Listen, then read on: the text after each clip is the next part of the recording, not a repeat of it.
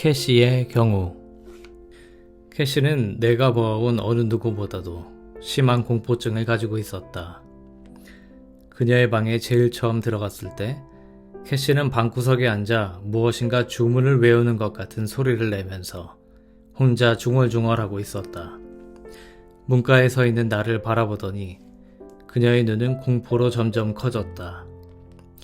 그녀는 통곡을 하면서 몸을 구석에 쳐박고 마치 그 벽을 뚫고 나아가려는 것처럼 계속해서 몸을 벽으로 밀어붙였다. 나는 말을 걸었다. 캐시, 나는 정신과 의사입니다. 당신을 해치지 않을 거예요. 그러고는 의자를 가져다가 그녀와 얼마간 거리를 두고 앉아 기다렸다. 그래도 그녀는 계속 구석으로 파고들었다. 그러더니 한참 후에 긴장이 풀렸는지 흐느끼기 시작했다.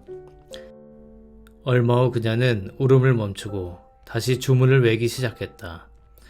나는 무엇이 잘못됐느냐고 물었다. 나는 죽을 것입니다. 라고 말하더니 그녀는 계속 주문을 외웠다. 내게 할 말이 없었던 것이다. 계속해서 주문만 읊어댔다. 5분마다 아니면 탈진한 듯 싶으면 잠깐 멈췄다가 몇 분간 훌쩍이고 다시 주문 외기를 되풀이했다. 어떤 질문을 해도 그녀는 주문 외우기를 계속하면서 나는 죽을 것입니다. 라는 말만 되풀이했다. 마치 자기의 죽음을 주문 외우기로 막을 수 있다고 생각하는 것 같았다. 그 때문에 쉬거나 잠을 잘 수 없었던 것이다. 그녀의 남편 하워드는 경찰이었는데 나는 그에게서 최소한의 도움밖에 얻지 못했다. 캐시는 20살이었다. 그들은 2년간 결혼 생활을 해왔다. 그들의 결혼 생활에는 아무 문제가 없었다. 캐시는 자기 부모와도 가깝게 지냈고 이전에 정신병을 앓은 적도 없었다. 이것은 정말 갑작스러운 일이었다. 갑자기 이런 증상을 보인 날 아침까지도 그녀는 완벽하게 아무렇지 않았다. 캐시는 남편을 차에 태워 직장에 데려다 주었다. 그런데 2시간 후 캐시의 언니가 하워드에게 전화를 했다. 캐시를 찾아갔을 때 언니는 동생이 이상하다는 것을 알아차렸다. 그들은 캐시를 병원에 데려갔다. 캐시는 최근 조금도 이상하지 않았다. 한 가지만 제외하고는. 거의 4개월 동안 그녀는 사람들이 모인 곳에 가기를 두려워했다. 그래서 하워드는 그녀를 차 안에서 기다리게 하고 대신 슈퍼마켓에서 장을 보았다. 그런데 그녀는 혼자 있는 것도 두려워하는 것 같았다. 그녀는 기도를 많이 했다. 하워드가 그녀를 만난 이후 줄곧 기도를 했었다. 그녀의 가족은 매우 신앙심이 깊었다. 어머니는 적어도 일주일에 2번은 미사에 참석했다. 결혼한 이후부터 캐시가 미사에 가지 않은 것은 이상한 일이었다. 하워드는 그것이 기뻤다. 그러나 캐시는 여전히 기도에만은 열심이었다. 신체적 건강 상태에 대해 하워드는 아주 좋은 편이었지요. 캐시는 병원에 입원한 적이 없답니다. 수년 전에 어느 결혼식장에서 기절한 적이 한 번 있지만 이라고 말했고 피임에 관해서는 피임약을 먹고 있지만 한 달 전에 중지했어요. 라고 말했다. 한 달 전, 캐시는 남편에게 피임약을 그만 먹겠다고 얘기했다. 피임약이 위험하다는 등의 글을 읽었다고 했다. 남편은 그녀의 말에 별로 신경 쓰지 않았다고 한다. 나는 캐시에게 다량의 진정제를 처방하고 밤에 충분히 잘 수 있도록 했다. 그러나 그녀의 태도는 그대로였고 아무것도 변하지 않았다. 쉴 새 없이 기도하거나 죽음이 임박했음을 확신한다고 되풀이해서 이야기할 뿐이었다. 공포를 느끼는 것도 여전했다. 마침내 4일째 되던 날 나는 최면제를 주사했다. 이 주사를 맞으면 졸음이 올 것입니다, 캐시. 라고 말했다. 나는 계속 말했다. 그렇지만 잠들지는 않을 거예요. 죽지도 않을 거고요. 다만 기도를 멈춰줄 겁니다. 매우 편안해질 것이고요. 내게 얘기할 수 있게 될 것입니다. 병원에 오던 날 아침에 무슨 일이 있었는지 말해주세요. 아무 일도 없었어요. 캐시는 대답했다. 차로 남편을 직장에 데려다 주었지요. 네. 그러고 나서 집으로 돌아왔어요. 그리고 내가 죽을 거라는 걸 알았어요. 그날 집으로 돌아올 때 매일 아침 남편을 직장에 데려다주고 올 때처럼 모든 것이 그대로였나요? 캐시는 다시 기도하기 시작했다. 기도를 그만두세요, 캐시. 하고 나는 명령조로 말했다. 당신은 충분히 안전합니다. 조금 맥이 풀리고 노곤한 느낌이 들 뿐입니다. 자, 캐시. 그날 아침 집으로 돌아오는 길에 뭔가 평소와 다른 것이 있었지요. 그 다른 것이 무엇이었는지 얘기해야 합니다. 다른 길로 돌아왔어요. 왜 그랬지요? 빌의 집 앞을 거쳐왔어요. 빌이 누구죠? 나는 물었다. 캐시는 다시 기도를 시작했다. 당신의 남자친구입니까? 그랬지요. 내가 결혼하기 전에는. 빌이 보고 싶지요. 그렇죠? 캐시는 통곡했다. 오 하나님, 나는 죽을 겁니다. 그날 빌을 만났나요? 아니요. 그렇지만 그를 만났으면 했지요. 나는 죽을 거예요. 캐시는 대답했다. 빌을 다시 만나보고 싶어 하는 것 때문에 하나님이 당신을 벌하실 거라고 생각합니까? 네. 그래서 당신이 죽을 거라고 믿는 거로군요. 네. 다시 한번 캐시는 기도를 시작했다. 나는 10분 동안 그녀를 그대로 두고 그 사이 생각을 종합해 보았다. 그리고 결국 이렇게 말했다. 캐시, 당신은 하나님의 마음을 잘 안다고 믿기 때문에 죽음을 확신하는 것이지요. 그렇지만 그건 잘못입니다.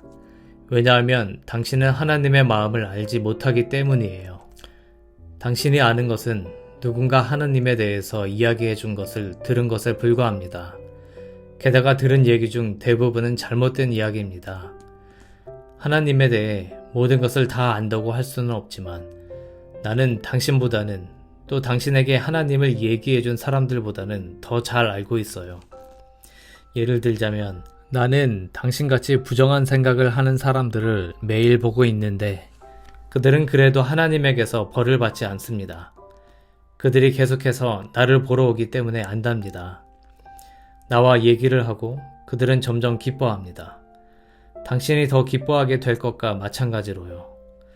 우리는 함께 이 문제를 풀어나갈 것이기 때문입니다. 당신은 자신이 나쁜 사람이 아니라는 것을 배워야 합니다. 당신은 진리와 당신 자신과 하나님에 대해서 배울 것입니다. 그러면 훨씬 기분이 좋아질 거예요. 그렇지만 지금은 잠을 자야 합니다. 잠에서 깨어날 때는 더 이상 죽을까봐 두려워하지 않게 될 것입니다. 그래서 내일 아침 다시 나를 볼 때는 나와 이야기할 수 있을 것이고 우리는 하나님에 대해서 또 당신 자신에 관해서도 이야기를 나눌 것입니다. 다음날 아침 캐시는 좀 나아 보였다. 하지만 아직도 죽지 않을 것이라는 사실을 믿지 못했다. 그러나 지금 당장 죽을 것이라는 생각은 더 이상 하지 않았다. 많은 날이 지나갔다. 그 사이 그녀는 자기 이야기들을 조각조각 들려주었다. 고등학교 3학년 때 그녀는 하워드와 성관계를 가졌다. 그녀는 결혼하기를 원했고 그녀도 동의했다. 그런데 2주일 후 친구의 결혼식에서 갑자기 자신이 결혼을 원치 않는다는 생각이 들었다. 그녀는 기절했다. 그 후로 그녀는 자신이 정말로 하워드를 사랑하는지 혼란스러웠다. 그러나 이미 그와 혼전 관계를 가졌고 만약 하워드와 결혼해 그들의 관계를 신성하게 하지 않는다면 그 죄가 더욱 커질 것이라고 믿었다. 그렇기 때문에 반드시 결혼해야 한다고 느꼈던 것이다. 또한 그녀는 아이를 원치 않았다. 적어도 하워드를 사랑한다는 것을 확신하기 전까지는 아이를 갖지 않을 생각이었다. 그래서 피임약을 먹기 시작했으며 그것은 또 다른 죄가 되었던 것이다. 그녀는 이런 죄들을 차마 고백할 수가 없어서 결혼 후 미사에 가는 것을 멈췄다. 또 그녀는 하워드와 성관계를 즐겼다. 그러나 결혼식을 올린 그날부터 하워드는 캐시에게 성적 흥미를 잃었다. 그는 이상적인 배우자로서 선물을 사주고 예의를 갖춰 대하며 야근을 많이 했기 때문에 캐시는 직장을 갖지 않아도 되었다. 그런데 성 문제에 관해서만은 애걸해야 할 정도로 무관심했다. 2주일에 한 번 정도 부부관계를 갖는 것이 전부였다. 캐시에게는 성관계만이 끊임없는 권태를 풀어주는 탈출구였다. 이혼은 생각밖의 일이었다. 그것은 죄였다. 생각할 수도 없는 것이었다. 그 결과 캐시는 성적인 환상을 품기 시작했다. 아마도 그녀는 열심히 기도하면 이런 생각들이 없어질 것이라고 여겼던 것 같다. 그래서 매 시간마다 5분간 의식적으로 기도하기 시작했다. 그렇게 되니 그런 행동은 하워드의 눈에 띄었고 그는 그녀를 놀렸던 것이다. 그래서 그녀는 기도하는 것을 숨기기로 마음먹고 남편이 집에 있을 때 못한 양을 채우기 위해 그가 없는 낮 동안이면 더 많은 기도를 했다. 이는 기도를 더 자주 하던가 더 빨리 하든가 양자택일을 의미했다. 그녀는 둘 다 하기로 결정했다. 그녀는 이제 30분마다 기도를 했는데 5분간의 기도에 속도를 2배로 올렸다. 그러나 성적 부정에 관한 환상은 계속됐으며 그것은 점점 더 잦아졌고 고질이 되었다. 밖에 나아갈 때마다 남자를 보게 될지도 모르니 사람들이 모인 장소를 무서워하기에 이르렀다. 그녀는 다시 미사에 참석해야겠다고 생각했다. 그러나 미사에 나가 신부에게 자신의 환상을 고백하지 않는다면 죄를 짓는다는 것이 된다는 점을 인식했다. 그래서 미사에 참석할 수도 없었다. 그녀는 다시 기도의 속도를 평상시에 2배로 높였다. 이것을 용이하게 하기 위해서 하나의 음절을 외우면 그것이 어떤 특정한 기도문 전체를 대신하는 정교한 기도 체계를 만들기 시작했다. 이것이 그녀의 주문의 시작이었다. 얼마 안 가서 그녀는 이 기도문을 완전히 통달해 5분 동안 수천 가지의 기도를 읊조릴 수 있었다. 처음에는 기도문을 완전히 통달하는 데 바빠서 부정의 공상이 사라져버린 것 같았다. 하지만 이제 그것에 익숙해지자 환상들은 전보다 더 강한 힘으로 밀려왔다. 그녀는 이 환상을 행동으로 옮길 궁리를 했다. 그래서 옛 남자친구인 빌에게 전화를 해볼까 생각했다. 오후에 술집에 가보는 것도 생각했다. 이러다가는 정말 그런 짓을 하게 될지도 모른다는 공포에 사로잡혀 캐시는 피임약을 끊었다. 임신에 대한 두려움이 이런 행동들을 저항하는데 도움이 되기를 바라면서. 그러나 그 욕망은 점점 더 강해졌다. 어느 날 오후 그녀는 자유행위를 하기 시작한 자신을 발견했다. 그녀는 공포에 사로잡혔다. 그것은 아마도 모든 죄악 중 최악의 죄일 것이다. 찬물 샤워가 도움을 준다는 얘기를 들었던 그녀는 견딜 수 있는 한 가장 차가운 물로 샤워를 했다. 그것은 하워드가 집에 돌아올 때까지는 도움이 되었다. 그러나 다음 날이면 모든 것이 다시 되풀이 되었다. 결국 마지막 날 아침, 캐시는 자신이 상상해온 그대로를 행하기로 했다. 하워드를 직장에 데려다주고는 빌의 집으로 차를 몰았다. 그리고 차를 집 앞에 세우고 기다렸다. 아무 일도 일어나지 않았다. 빌의 집에는 아무도 없는 것 같았다. 그녀는 차에 기대어서 유혹적인 포즈를 취해보기도 했다. 제발. 그녀는 조용히 간청했다. 빌이 나를 좀 보게 해주세요. 제발 그가 나를 알아보게 해주세요. 여전히 아무 일도 일어나지 않았다. 제발 누구든지 나를 좀 봐줘요. 누구와라도 그 짓을 해야겠어요. 오 하나님, 나는 창녀예요. 나는 바빌론의 창녀예요. 오 하나님, 나를 죽여주세요. 나는 죽어야만 합니다. 캐실은 차에 올라타 전속력으로 아파트를 향했다. 면도칼을 쥐고 손목을 배려했다. 그러나 그럴 수가 없었다. 그렇지만 하나님은 하실 수 있다.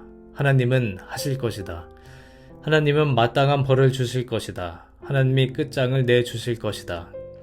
오 하나님, 정말 무서워요. 무서워 죽겠으니 빨리 좀 해주세요. 무서워 죽겠어요. 그녀는 기도를 하면서 기다렸다. 그녀의 언니가 본 것이 바로 이 모습이었다. 이 모든 이야기는 수개월 동안 많은 괴로움을 겪은 다음에서야 알게 되었다. 문제의 대부분이 죄에 대한 개념이었다. 캐시는 자유행위가 죄라는 것을 어디서 배웠을까? 누가 그것이 죄라고 이야기해 주었을까? 왜 자위행위가 죄가 되는가? 왜 부정이 죄인가? 무엇이 죄를 만드는가? 등등. 심리치료보다 더 흥미진진하고 특권을 누리는 직업은 없다고 생각한다. 그러나 평생 지켜온 생각들에 조직적으로 하나씩 도전해야 할 때 그 직업은 지루한 일이 될 수 있다. 가끔 이러한 도전은 심지어 모든 이야기가 드러나기 전에 일부 성공을 거둘 때도 있다. 예를 들면 캐시가 성적 환상과 자유행위의 유혹과 같은 이야기를 상세하게 이야기하기 시작한 것은 자기 죄의식의 정당성과 이러한 행위를 죄로 여기는 자신의 생각을 의심하기 시작한 직후였다. 이러한 의문을 던지면서 그녀는 카톨릭 교회 전체 또는 적어도 자신이 경험한 교회의 권위와 가르침을 의심할 필요가 있었다. 사람들은 카톨릭 교회에 쉽게 도전하지 않는다. 그녀가 그렇게 할 수 있었던 것은 나를 동지 삼아 힘을 얻었기 때문이다. 내가 참으로 자기 편이고 참으로 마음속 깊이 그녀에게 지대한 관심을 갖고 있고 그녀를 악으로 인도하지 않으리라는 것을 차츰 느끼게 되었기 때문이다. 그녀와 내가 서서히 만든 이러한 치료적인 우호 관계는 모든 성공적인 심리치료의 필수적인 요소다. 이 작업의 많은 부분은 외래로 진행되었다. 캐시는 최면제 주사를 맞고 상담한 지 일주일 만에 퇴원했다. 그러나 4개월간의 집중치료 끝에서야 죄에 대한 자신의 관념을 얘기할 수 있었다. 내가 카톨릭 교회의 감언이설에 속았나 봐요. 이 시점에서 상담의 새로운 단계가 시작됐다. 우리는 다음 질문을 풀기 시작했던 것이다. 즉, 어떻게 이런 일들이 생겼는가? 왜 그녀는 자신으로 하여금 감언이설에 넘어가 모든 재고품들을 무더기로 사도록 했을까? 어떻게 해서 그녀는 스스로 더 깊이 생각하지 못하고 지금까지 교회에 도전하지 못했을까? 교회에 대한 의무는 금물이라고 어머니가 그러셨어요. 라고 캐시는 말했다. 그래서 우리는 캐시와 부모와의 관계를 캐기 시작했다. 아버지와는 아무런 관계가 없었다. 그는 아무하고도 관계가 없었다. 아버지는 일을 했다. 그가 한 것이라곤 그것이 전부였다. 그는 일하고 또 일했다. 집에 돌아오면 맥주를 들고 의자에 앉아 잠들곤 했다. 금요일 밤만 빼고. 금요일이면 맥주를 마시러 외출했다. 어머니는 집안 살림을 꾸려나갔다. 혼자서 아무한테서도 간섭이나 도전을 받지 않고 서로 의견 충돌을 일으키는 일도 없이 묵묵히 살림을 꾸려나갔다. 어머니는 친절했으나 완고했다. 베풀 줄은 알았지만 절대로 양보하지는 않는 성격이었다. 겉으로 보기에는 평화로웠지만 서로 융화되기 어려웠다. 얘야, 그것을 해서는 안 된다. 착한 소녀들은 그러지 않아요. 얘야, 그 신발은 안 신는 게 좋겠다. 좋은 집안 소녀들은 그런 신발을 안 신는단다. 내가 미사에 가고 싶은지 아닌지는 중요하지 않단다. 주께서 우리가 미사에 가기를 원하셔. 점차로 캐시는 교회라는 커다란 힘 뒤에 숨겨진 어머니의 거대한 힘을 깨닫게 되었다.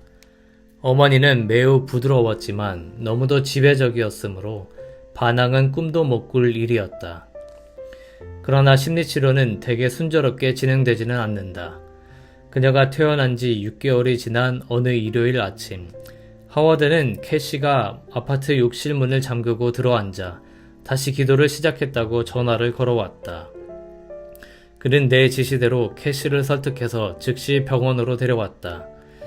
캐시는 처음 만났을 때처럼 무엇인가 몹시 놀라 있었다. 이번에도 역시 하워드는 무엇이 또 캐시를 그렇게 만들었는지 이유를 전혀 몰랐다. 나는 캐시를 진료실로 데리고 들어갔다. 기도는 그만해요, 캐시. 하고 나는 명령했다. 그리고 무슨 일인지 말 좀 해봐요.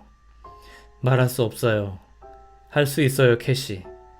캐시는 기도를 하느라 숨 쉬는 것도 어려워 보였다. 아마 선생님이 그 진실의 약을 다시 주신다면 할 수 있을지도 모르겠어요. 라고 캐시가 제안했다. 아니에요, 캐시. 나는 대답했다. 지금 당신은 혼자서도 해낼 수 있는 힘을 지녔어요. 그녀는 울부짖었다. 그러고 나서 나를 쳐다보더니 다시 기도를 시작했다. 그녀가 나를 보았을 때 나는 그녀가 나에 대해 미친 듯이 분노하고 있다는 것을 눈치챘다. 당신은 나한테 화가 나 있군요. 그렇죠? 하고 물었다. 그녀는 기도를 계속하면서 고개만 가로저었다. 나는 다시 얘기했다.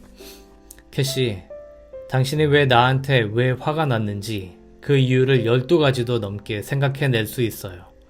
하지만 당신이 얘기하지 않는 한 내가 어떻게 알겠습니까? 나한테 말할 수 있지요? 괜찮으니 말해봐요. 나는 죽을 거예요. 그녀는 몹시 괴로운 듯이 말했다. 아니, 그렇지 않아요. 캐시, 죽지 않을 겁니다. 나는 당신이 나에게 화를 낸다고 해서 당신을 죽이지 않아요. 화를 내도 괜찮아요. 나는 앞으로 살아갈 날이 그리 길지 않을 거예요. 이 말은 무엇인가 이상하게 들렸다. 내가 기대했던 말이 아니었다. 어쩐지 부자연스럽게 들렸다. 그러나 나는 무슨 말을 해야 좋을지 몰라서 이 말 저 말 반복만 하고 있었다. 캐시, 나는 당신을 사랑해요. 나는 말했다. 당신이 나를 미워하고 있을지라도 나는 당신을 사랑합니다. 내가 당신을 사랑하고 당신이 미워하는 것까지도 사랑하는데 어떻게 당신이 나를 미워한다고 벌을 줄 수 있겠습니까? 내가 미워하는 것은 선생님이 아니랍니다. 그녀는 훌쩍거렸다. 그때 나는 아차하고 떠오르는 것이 있었다. 너의 날들이 오래지 않을 것이다. 이 땅 위에서 오래지 않을 것이다. 그렇지요, 캐시? 너희 어머니와 너희 아버지를 공경하라. 그리하여 너희 날들이 이 땅 위에서 오래 갈지어다. 5째 계명, 그들을 공경하라. 그렇지 않으면 죽는다. 그것이 바로 이유지요. 그렇지요? 그녀가 미워요. 캐시는 중얼거리듯 말했다. 그리고 나서 더 크게 마치 자기 목소리에 용기를 얻은 듯 큰 소리로 무시무시한 말을 했다. 그녀가 미워요. 어머니가 미워요. 어머니는 전혀 내게 주지를 않았어요. 주지를 않았어요. 전혀 내게 나를 주지를 않았어요. 절대로 내가 나에게를 허락하지 않았어요. 나를 자기처럼 만들었어요. 어머니는 나를 만들었어요. 나를 만들었어요. 나를 만들었다고요. 어머니는 내가 나 자신이 되는 걸 조금 더 허락하지 않았어요. 실제로 캐시의 치료는 아직 초기 단계였던 것이다. 매일 수많은 공포가 그녀 앞에 당당히 찾아왔다. 그것도 다양한 방식으로 엄습해와서는 앞에 우뚝 서는 것이었다. 어머니가 자신을 완전히 지배했다는 사실을 깨달았고 왜 자신이 그런 지배를 그대로 받아들였는가 하는 문제에 직면했다. 어머니의 지배에서 벗어나 자신의 가치를 정립하고 스스로 결정을 내리는 과정에 있는 지금 다시 두려워진 것이다. 어머니에게 결정권을 주는 것이 더 안전했고 어머니의 가치관과 교회의 가치관을 그대로 받아들이는 것이 보다 편했다. 즉 홀로 자신의 존재를 끌고 나가는 것이 훨씬 더 많은 노력을 필요로 했다. 나중에 캐시는 이렇게 이야기했다. 선생님, 과거의 나와 지금의 나를 바꾸지 않을 거예요. 그런데 때로는 아직도 그때를 갈망할 때가 있답니다. 그때의 생활이 더 수월했기 때문이지요. 적어도 어떤 면에서는요. 좀 더 독립적으로 행동할 수 있게 되자 캐시는 하워드를 남편으로서 실패자라고 지적했다. 하워드는 태도를 고치겠다고 약속했지만 아무런 변화도 일어나지 않았다. 캐시는 그에게 압력을 가했다. 하워드도 불안과 고민으로 시달리게 되었다. 그는 이미 다른 심리치료사에게 치료를 받고 있었다. 그는 자기 내부의 동성애적 느낌이 깊이 자리 잡고 있다는 것, 또 캐시와 결혼함으로써 이에 대항하고 있다는 점을 다루기 시작했다. 캐시는 매우 매력적인 여성이었다. 때문에 그는 그녀와의 결혼을 큰 횡재이자 남성으로서의 자질을 세상에 증명하는 데 유용한 상품으로 생각했다. 그러나 그녀를 사랑하지는 않았다. 그는 이런 사실을 인정하고 캐시는 기꺼이 이혼에 동의했다. 이혼 후 캐시는 큰 의류 상점의 판매원으로 취직했다. 캐시는 일과 관련된 수없이 작고 독자적인 결정들을 나와 함께 힘들지만 천천히 풀어나갔다. 점점 자신감을 갖게 됐고 확고한 자기 주관도 생겼다. 그녀는 재혼해서 아이를 낳을 것을 염두에 두며 많은 남자와 데이트했고 당당히 자기 생활을 즐겼다. 얼마 후 그녀는 상점의 보조 구매 담당자가 되었다. 치료를 마친 후 캐시는 구매 전문 상담자로 진급했다. 최근에는 더 큰 상점으로 직장을 옮겨서 아주 기쁘다고 했다. 또한 더 이상 교회에 다니지 않으며 자기를 카톨릭 신자로 생각하지 않는다. 자기가 하나님을 믿는지 아닌지 잘 모르지만 솔직히 말해 하나님에 대한 문제가 그녀의 인생에 그다지 중요한 것 같아 보이지는 않는다. 캐시의 경우를 이렇게 길게 설명한 이유는 이 사례가 종교적 양육과 정신병리와의 관계를 나타내주는 전형적인 경우이기 때문이다. 수백만 명의 캐시들이 존재한다. 나는 가끔 우스갯소리로 카톨릭 교회가 나를 정신과 의사로 먹고 살게 해준다고 말한다. 침례교회나 루터교회, 장로교회 또는 다른 어떤 교회도 마찬가지다. 물론 교회가 캐시의 신경증의 유일한 원인은 아니다. 어떤 의미에서 교회는 바로 캐시의 어머니가 부모로서의 지배권을 확고하게 굳혀가는데 사용한 도구에 불과했던 것이다. 부권의 부재로 더욱 가속화된 어머니의 지배적인 성격이 신경증의 근본적인 원인이라고 보는 게 더 정확할 것이다. 그러나 교회도 그 책임을 면할 수 없다. 캐시가 다닌 카톨릭 학교의 그 어떤 수녀와 신부도 종교의 교리에 의문을 갖거나 스스로 생각하도록 가르쳐주지 않았다. 지나치게 교리만 가르치거나 비현실적일 정도로 엄격하게 적용하거나 교리가 오용되었을지도 모른다는 부분에 대해 교회에서 관심을 둔 증거는 전무하다. 캐시의 문제를 분석하자면 전심을 다해 하나님을 믿고 십계명과 죄의 개념을 믿었지만 종교와 세계에 대한 이해는 그저 물려받은 것일 뿐 자기 욕구와 이해에 맞게 선택한 것은 아니라는 점이 문제였다. 그녀에게는 질문한다거나 도전한다거나 또는 스스로 생각할 능력이 없었다. 그럼에도 불구하고 캐시가 다닌 교회는 그녀가 적응을 잘하는 훌륭한 인간이 되도록 도와준 적은 없었다. 오히려 교회는 대개의 경우 주어진 것을 아무런 의심 없이 받아들이는 것을 좋아하는 듯하다.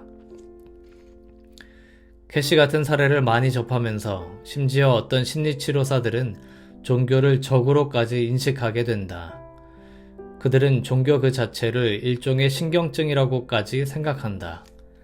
즉, 종교는 본래 타고난 비합리적 사고들의 종합체로 이것은 사람의 마음을 쇠사슬로 채우고 정신적인 성장을 향한 본능을 억압하는 데 종사한다는 것이다.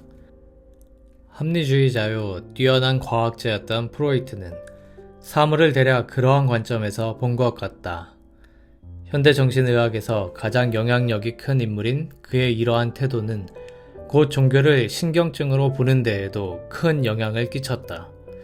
그래서 정신과 의사들은 자신을 고대 종교의 미신과 비합리적이며 권위적인 태도의 파괴적인 힘에 대결하는 고귀한 투쟁에 갇힌 현대 과학의 기사라고 생각하고 싶어한다. 사실을 말하자면 심리치료사들은 낡아빠진 종교적 사고와 명백하게 파괴적인 관념에서 환자의 마음을 해방시키기 위해 많은 시간과 노력을 경주해야 한다.